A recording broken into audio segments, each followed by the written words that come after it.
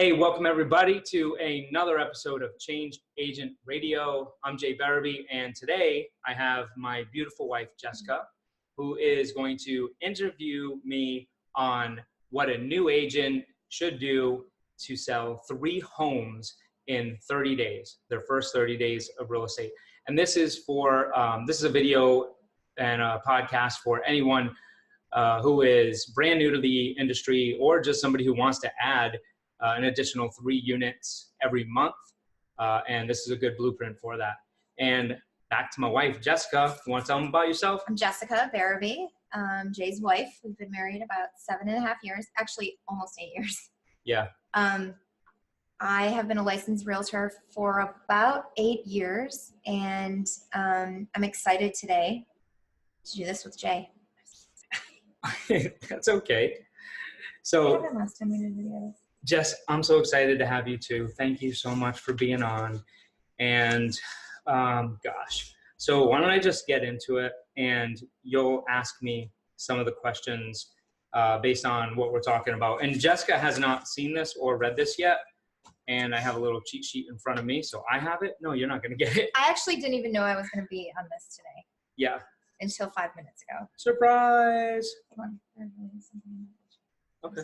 No, that's okay. Yeah. Okay. Did you get it? Yeah. Nice. Not like the other day. Right? Yeah, I know. Oh my God. Jesus. It's like, is this what happens now? Every time I do a video, I get Let's hope something not. in my eye. Maybe it's age.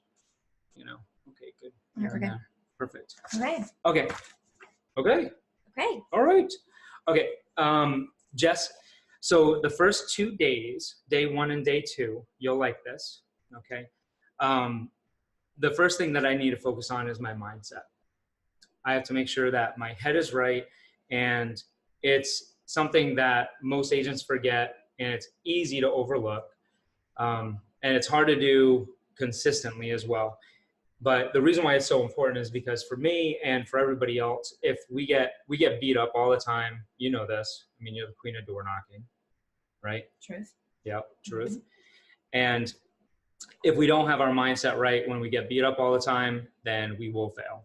So the first thing I would do is I would get with you and make a plan that will accomplish the following.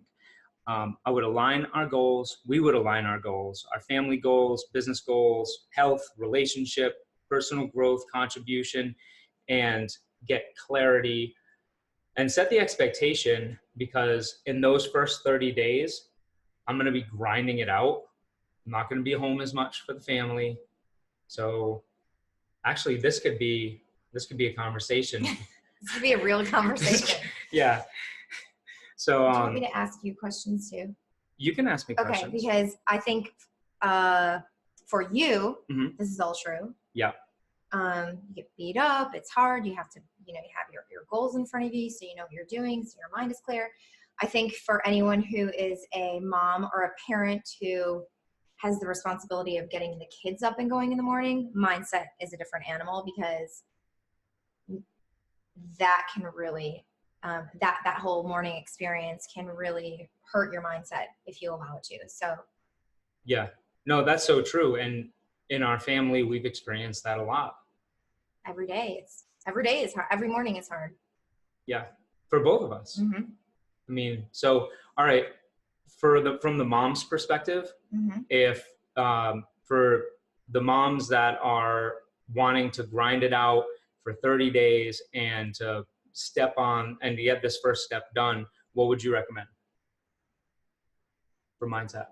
Okay, so we have 2 kindergartners, so getting them going in the morning, ready in the morning, out the door can be a challenge because they don't want to. And a lot of the things that they need done, I have to help them with or do with them or do for them.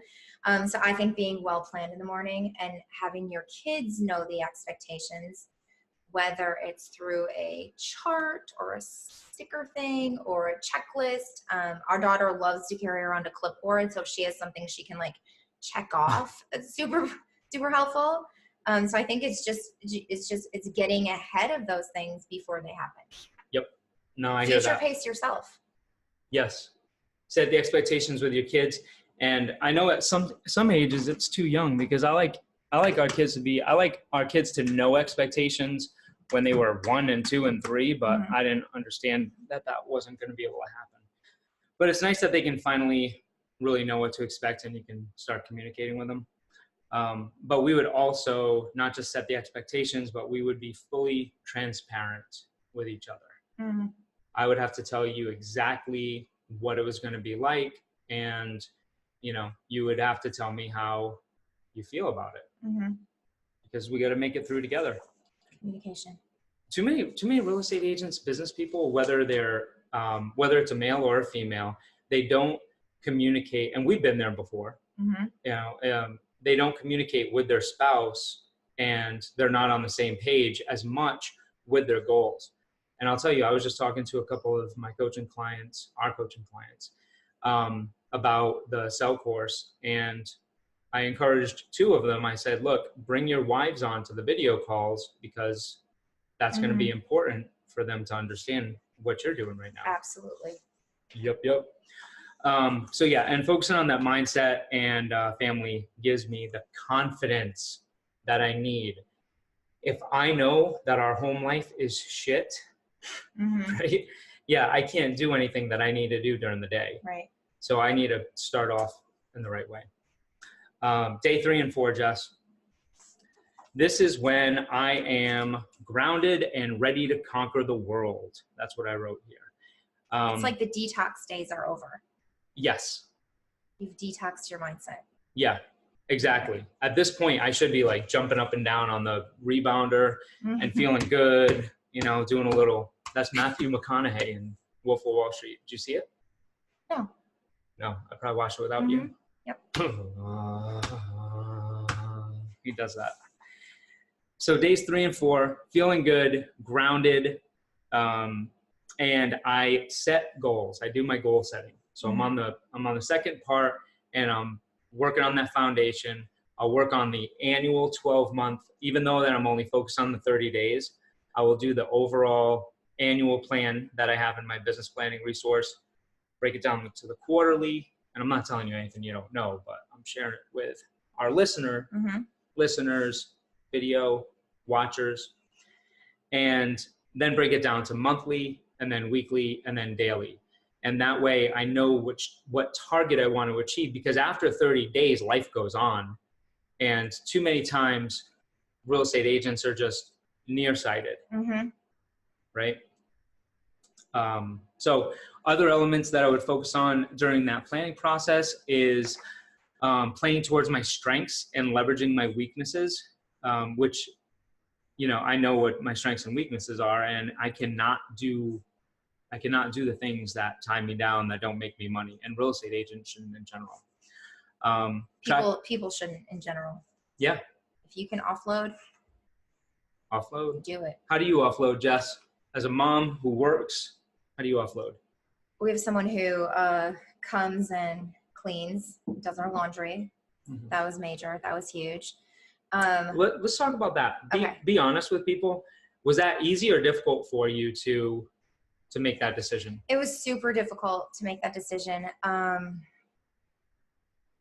think you hear, as parents, we're always guilty and feeling like we should be doing this or doing that, or not being here or being there. And so one of those things that, especially in our dynamic and in our relationship, I'm in charge of the home. I'm in charge of most of the kids' stuff. So it felt like I was letting go of some of my responsibility that I felt like I should be doing when we hired somebody to come to our house. So that was hard. It was hard. And yet, now that we have her, the best thing we have. She cleans up after our dogs. She does our laundry. She'll pick our kids up from school if I ask her to. She'll bring them to school if I ask her to. So it's been great. It's been great having her. Yeah. Another way I offload is I used to hesitate about calling babysitters. Like I felt like, oh my gosh, we've worked all day and now I'm going to have a babysitter at night because we want to go do this or we have this obligation. And I've dropped that guilt, period. Because guess what? Our kids love babysitters. We have wonderful babysitters, and it just exposes our kids to different people and different experiences, and it's all good. And then we can do what we need to do. You know, when it was harder for me anyway, to be okay with that is when I was working a ton on the weekends. Yes. Because then if we have social things that we want to do and we need our time together, just like the kids need us and just like work needs me, then, you know, I felt like I didn't have anything for anybody if I was working all on the weekends. But now that we can spend our time on the weekends with kids because we properly structured our lives, now we're able to, I don't feel guilty about it, you know, and the kids are happy. They love that stuff. Yeah. No, I was just thinking about the kids. I was thinking how proud I am of you too, because you didn't know what you were getting into in this. You weren't prepared at all, but you're a natural, Jess. That's true. I wasn't prepared at all. I thought I was going to be standing in the background asking you questions. No, that's no fun. Luckily, I wore normal clothes today. Yeah, that's no fun. So, okay, market research, and this is all about accountability as well. So days 3 and day 4, setting up the plan will also keep you consistent and accountable. There's a reason why we do everything that we do in our real estate business. And one of the big reasons why most agents don't do the things they need to do is either because they don't know that they're supposed to do them, or they don't know what the outcome is going to be. But you can be clear on your outcome and know exactly where you need to go. It makes it a lot easier to implement the short-term things that you need to do. Trust me, business planning is not fun unless you make it fun. I had to throw that in there. I know. And even then, for you, sometimes it's not fun. Yeah. But it's the long game that can be fun. Yes. Because you're clear on the outcomes. Yes. And when we do it together, right? Like we just got out of a meeting, a planning meeting for the property management brokerage that we have, and Jessica was in it. And we went over, you know, sometimes she'll participate, sometimes she won't, but either way, whether she's participating or not, she has clarity and she can have a voice. And the same thing goes for if this is a woman that's watching this and you have a husband, have him involved and engaged in knowing what you are doing. That's so important. I want to backstep for a minute because something I just thought of, especially if you're a newer agent or just starting off in your career, and you might think, oh my gosh, how am I supposed to offload all this stuff? How am I supposed to afford to have somebody come clean and do my laundry and pick up my kids and do all this stuff? Start small. So that can be really overwhelming. Like you may just automatically allow that to like go in one ear and out the other because you feel like that doesn't apply to me. There's no way I could do that. Well, yes, there is. You can do it in very small ways. And we've been there before in very small ways where we've had to do little things to change our lives and just small things to offload. You know, even if it may not be somebody to clean your house all the time, but it may be somebody to do your laundry. At one point, we were dropping our laundry off at a laundromat, and there was a lady there that would do it for like $1 a pound or something. It doesn't have to cost a lot of money. Yeah. To delegate and to offload. Too many times what people do is they'll say, well, no, that doesn't apply to me. You know, the Barabys are totally different. Their life's different. No, everybody starts somewhere. And we start somewhere just like everyone else does. And you layer it on, make it manageable pieces to facilitate your growth. And I'm talking about that technical shit that I talk about too much. Yeah, too much. Yeah, I know, too much. I get into those details too much. That's why I have Jessica, because she balances me out. Less words. Yeah. Again, still? No. Okay. Day 5 and 6, that is reserved for mapping out the plan. For me, and I believe for any agent that is going to be successful in this business, you have to understand, actually, no, I mean, this is not, I believe, this is a mandatory must that real estate agents do not do. They do not do. You do not do this, okay? Identifying a client profile of who your ideal client is, what they look like, where they shop, what problems they have, their age range, demographic, price point for purchase, what's going on in their life at the moment. Guess what? If you're in real estate, we have to be therapists, we have to be business owners, we have to be marketers, we have to wear all of these different hats, which we've never had before, okay? Unless you have a degree from Wharton, you know, and then another degree from somewhere else. Too many words, right, Jess?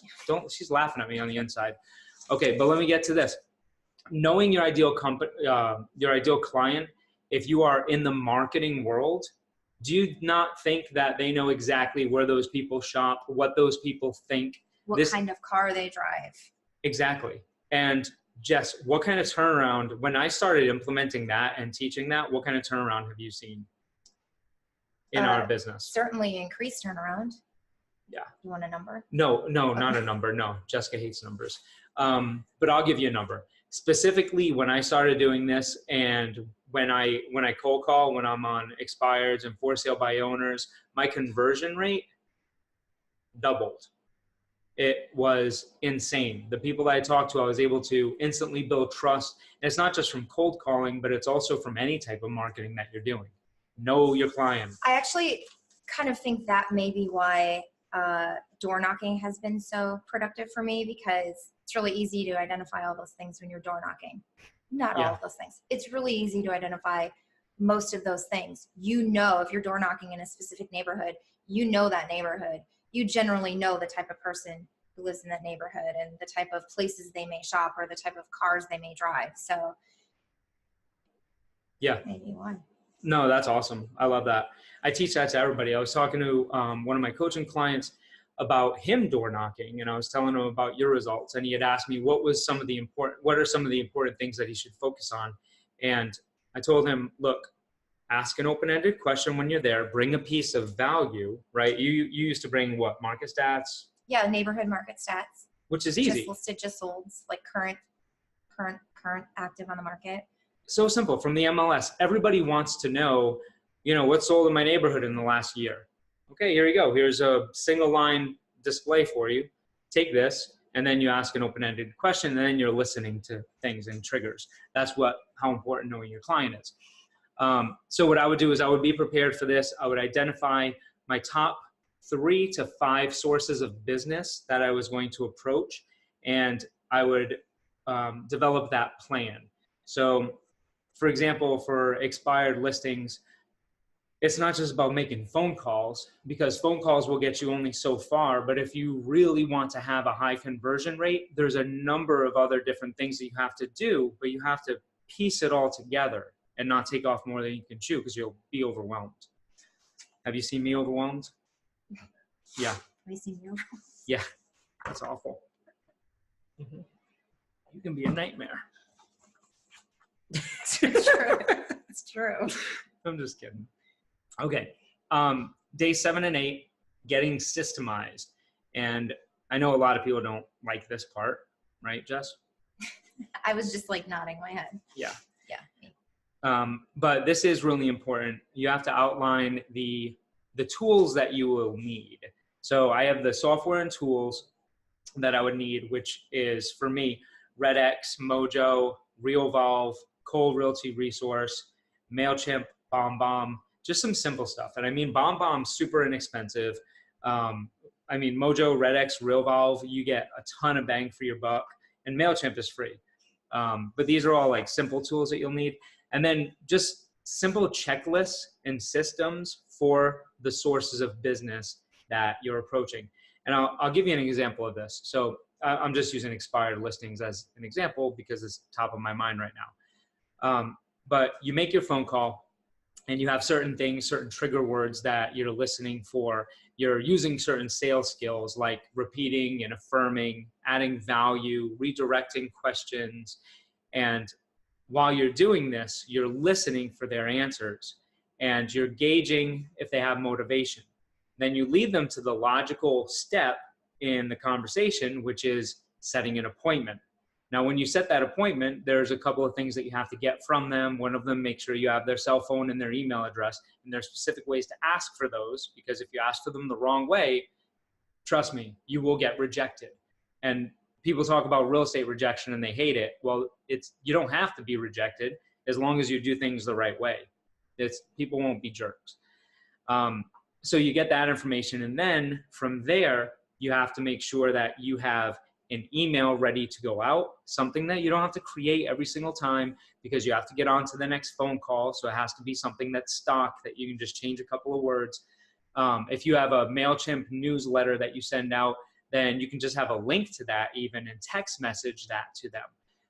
And everybody has a different process from prospecting, setting the appointment, to actually going on the appointment.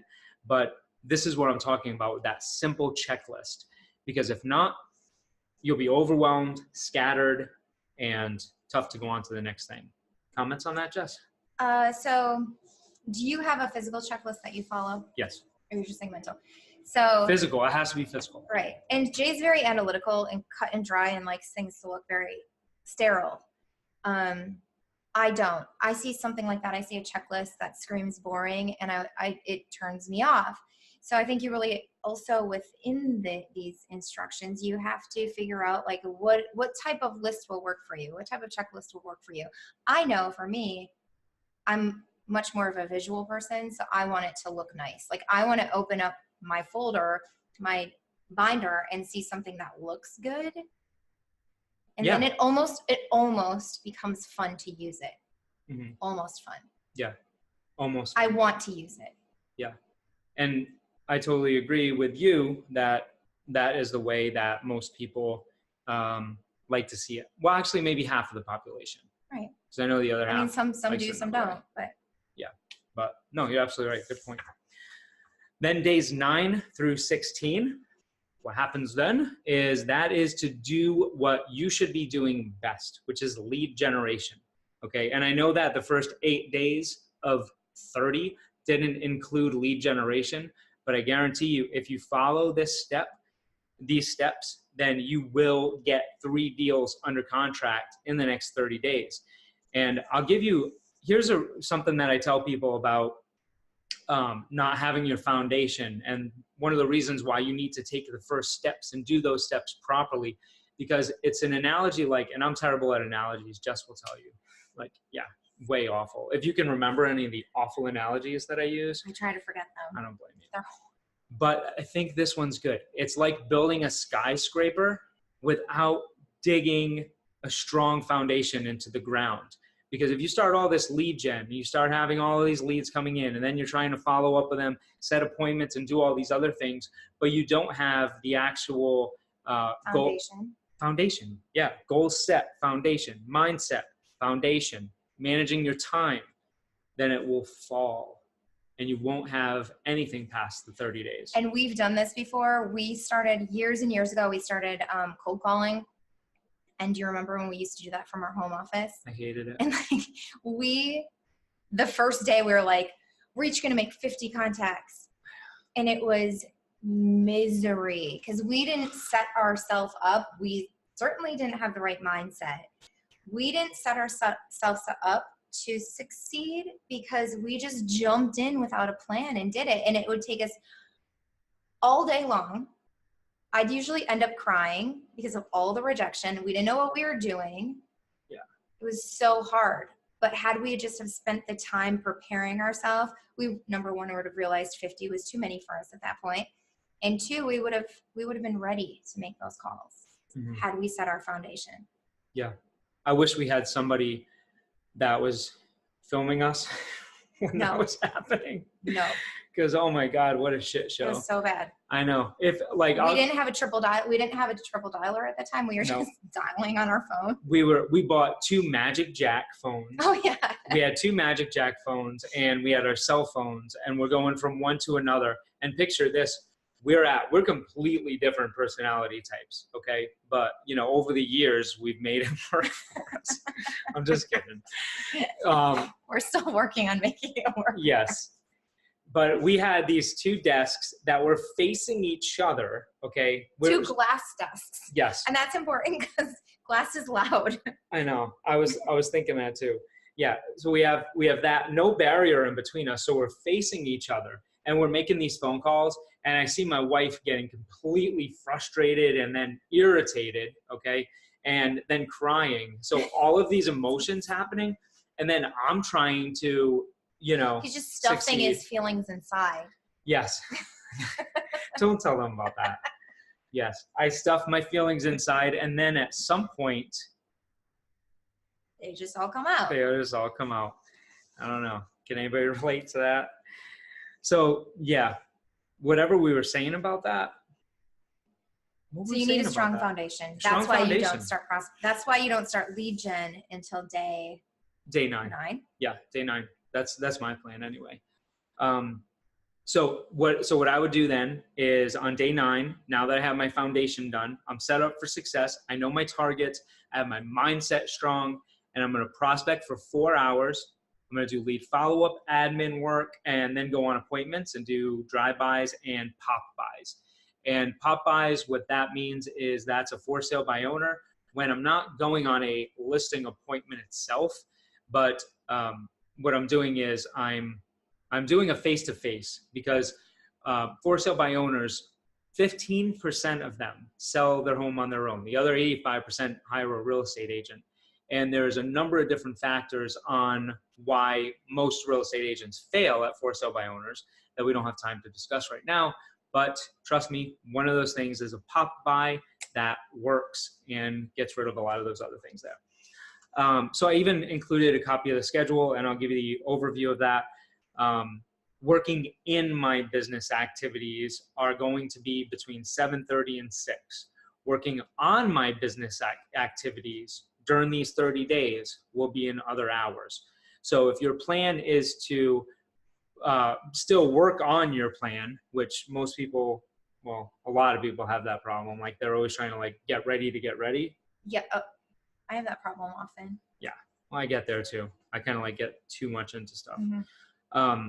But that's going to be outside of these hours. 7:30 to 8, I'm getting ready, affirmations, role play, being change agent ready. Then 8 to 11, prospecting on the phone with 5-minute mindset breaks. 11 to 12, aggressive lead follow-up. Then I got 12 to 1, admin and emails. 1 to 2, some more prospecting. And then 3 to 6, either I'm going on appointments if I set them, or if not, I'm driving around and I'm doing neighborhood canvassing, making phone calls, looking for sale by owner signs. Learning about new developments. Yes, yeah. But doing all of those things during those times. So I'll kind of be breezing through these next ones where it breaks down the days 9 and 10 and 11 and 12 and everything. But the important part of this that I want to share is that too many times, and we just went in this in property management in our meeting in there, we're talking about our marketing for the next year. My senior property manager wanted to, like most of us do, wanted to tackle all of these sources of business at the same time.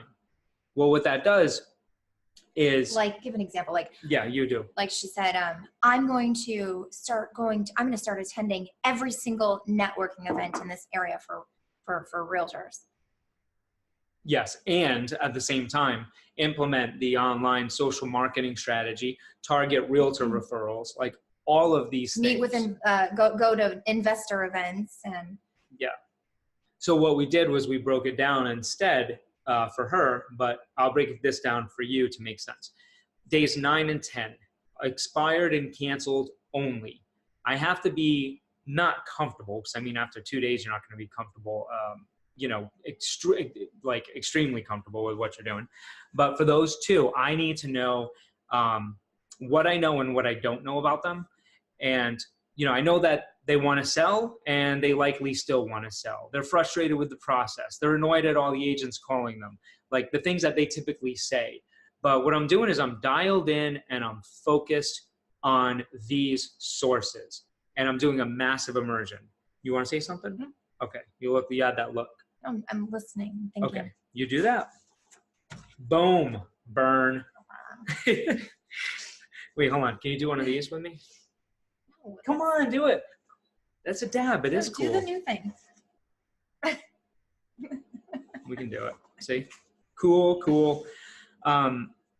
Okay, so then also who and what I need to be for them. Because I, of course, number 1, need to be the solution to their problems.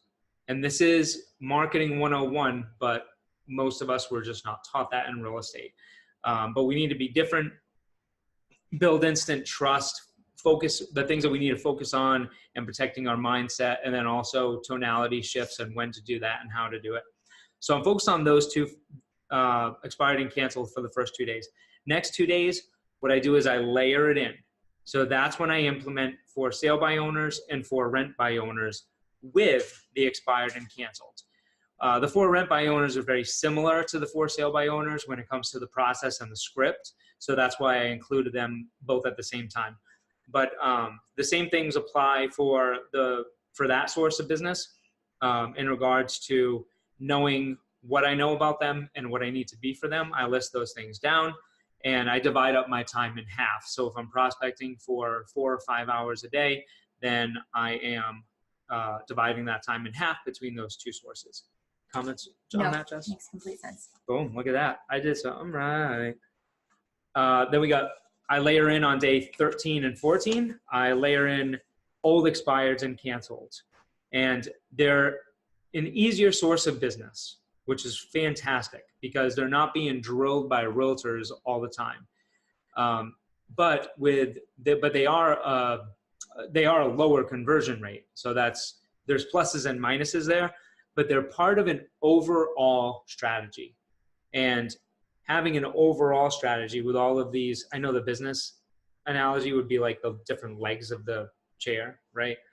But can you think of another analogy, Jess? I'm going to put you on the spot. The legs of the chair? Wait, what? Well, yeah, they talk about like you need to have of a stool, you need to have 3 or 4 legs of a stool. You can't just have 2 because then it'll fall over. So you're looking for an analogy for? An analogy for having multiple sources of business in order to succeed.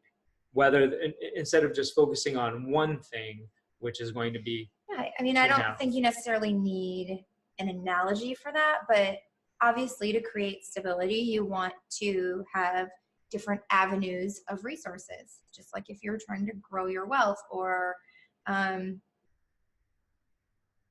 shop at certain stores, like diversifying your investments. Exactly. Yes, perfect. Great job. See, I did that for you. You're welcome.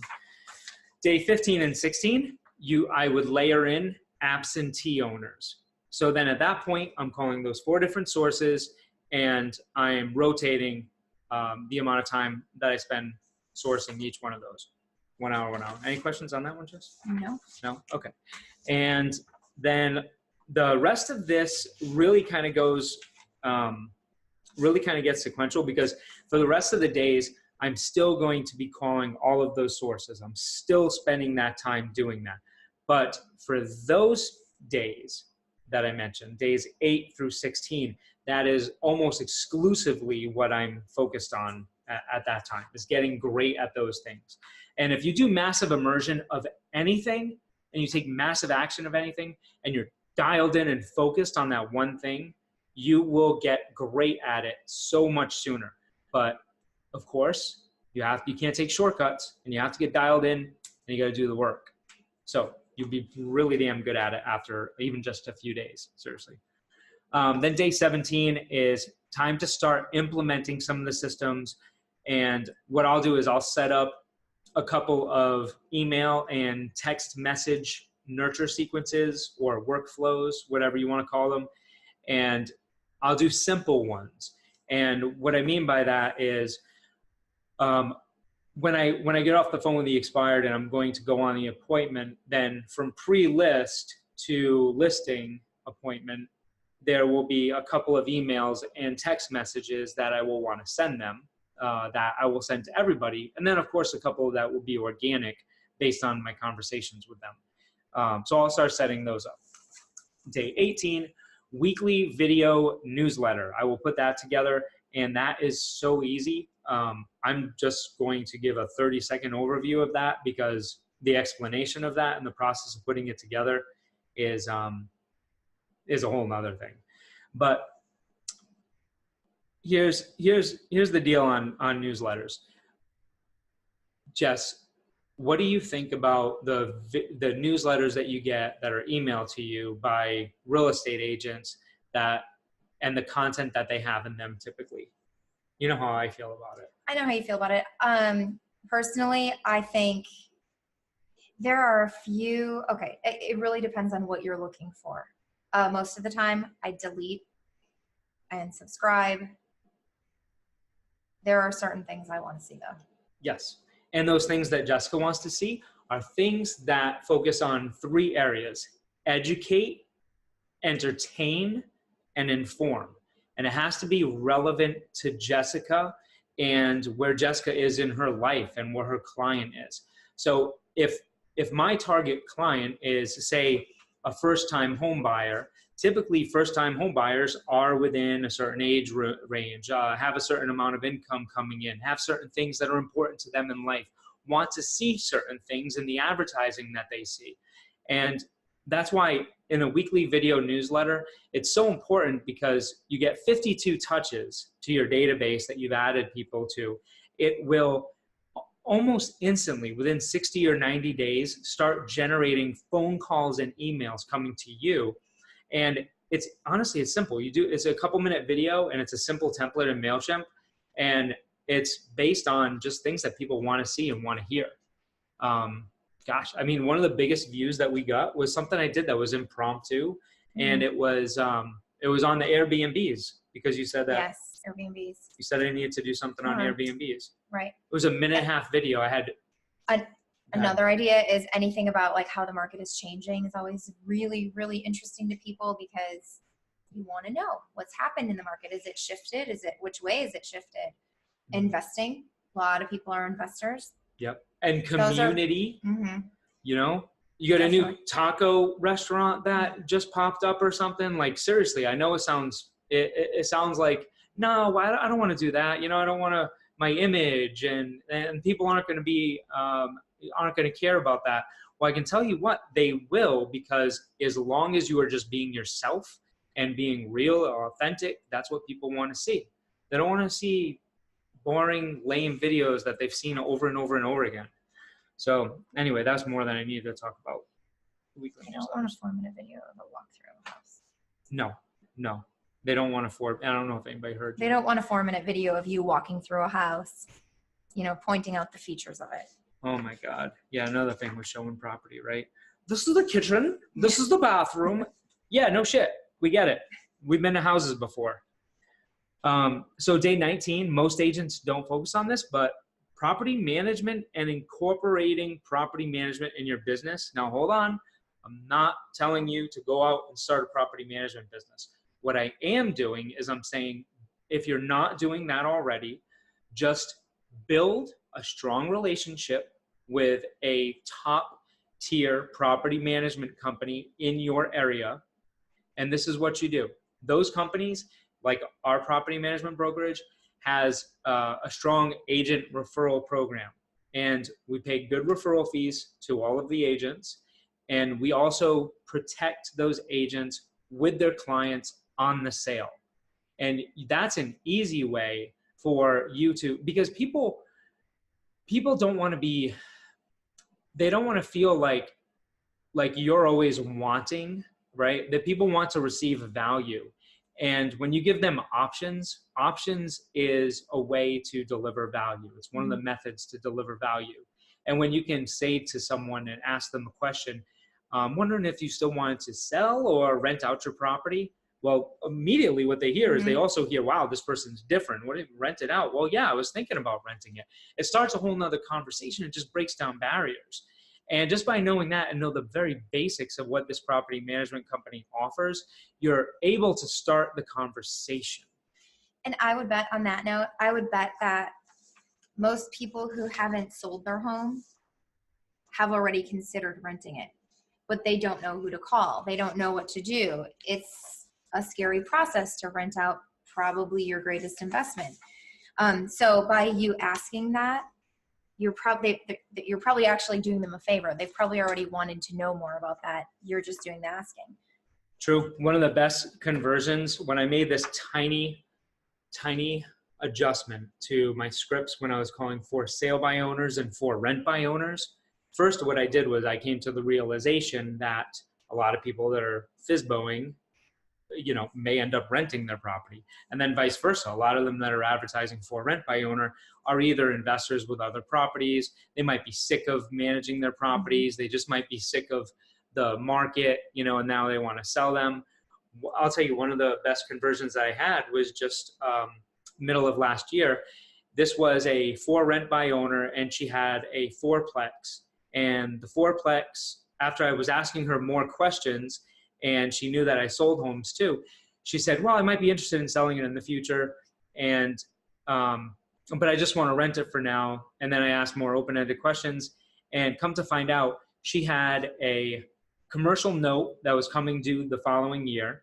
She was underwater on a business that she owned, and she wasn't going to be able to refinance that commercial loan anyway, and that would have gone away, and that property would have been taken away from her.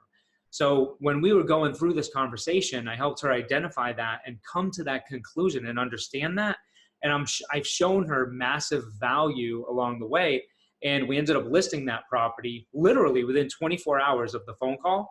I had the appointment, we took the listing. That night, you remember this, that night I made a couple phone calls to a couple of agents who I knew in the area that might have an investor for it. And we put it under contract within 48 hours, which is, for that one, that was like a $24,000 commission. So it's just all about giving people options and allowing them to see value and being the solution to their problem, right? Did I go on too much about that, Jess? Yeah, she'll say that anyway. But yes, the property management piece, okay? Days 20 and 21, identify which communities that I want to farm. And when I say farm, I don't mean by, buying a bunch of pumpkins and giving them away at a community event or just sending postcards or anything like that.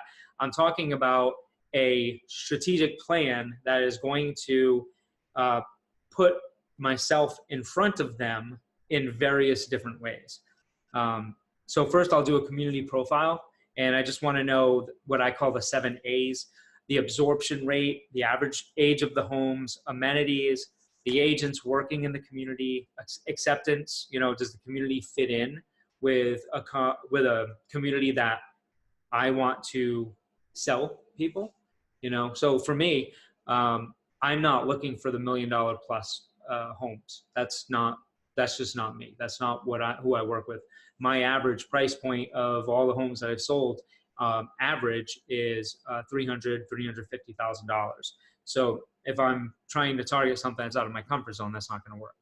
And then ask and assess. So asking questions to other agents, and other homeowners in the community, and then assessing and writing down the communities and brainstorming of everything that I need to know about them. So that's that. And I have a lot more about that community farming plan, but can't cover it now. But I do have a lot of that I can supply you with. And day 22 and 23.